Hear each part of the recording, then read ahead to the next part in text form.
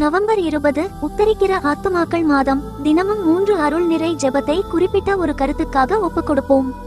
தந்தை மகன் தூய ஆவியின் பெயராலே ஆமென். மரித்தவர்களுடைய ஆத்துமங்களுக்கு நித்திய ஜீவியத்தை தருகிறவரும் அவர்களுடைய சரீரங்களை உயிர்ப்பிக்கிறவருமாயிருக்கிற சர்வேசுரா, பாவிகளுடைய மன்றாட்டுகளுக்கு இறங்கச் சித்தமாயிருக்கிறீரே. மரித்த ஸ்திரீ பூமான்களுடைய ஆத்துமங்களை குறித்து பாவிகளாகிய நாங்கள் பொழிகிற செபங்களையும் சிந்துகிற காணிக்கைகளையும் மகா கிருபையோடு பார்த்தருளும்.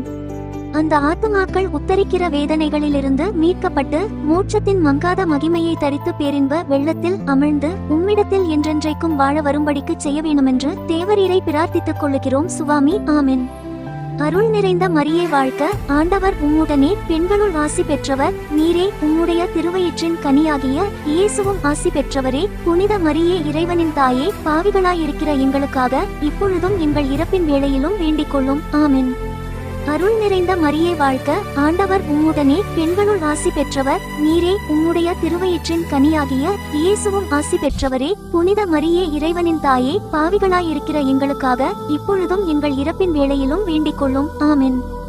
அருள் நிறைந்த மரியே வாழ்க, ஆண்டவர் உம்முடனே, பெண்களுள் ஆசி பெற்றவர் நீரே. உம்முடைய திருவயிற்றின் கனியாகிய இயேசுவும் ஆசி பெற்றவரே. புனித மரியே, இறைவனின் தாயே, பாவிகளாயிருக்கிற எங்களுக்காக இப்பொழுதும் எங்கள் இறப்பின் வேளையிலும் வேண்டிக் கொள்ளும். ஆமென். தந்தைக்கும் மகனுக்கும் தூய ஆவியாருக்கும் மாட்சி உண்டாகுக, தொடக்கத்தில் இருந்தது போல இப்பொழுதும் எப்பொழுதும் என்றென்றும் இருப்பதாக. ஆமென்.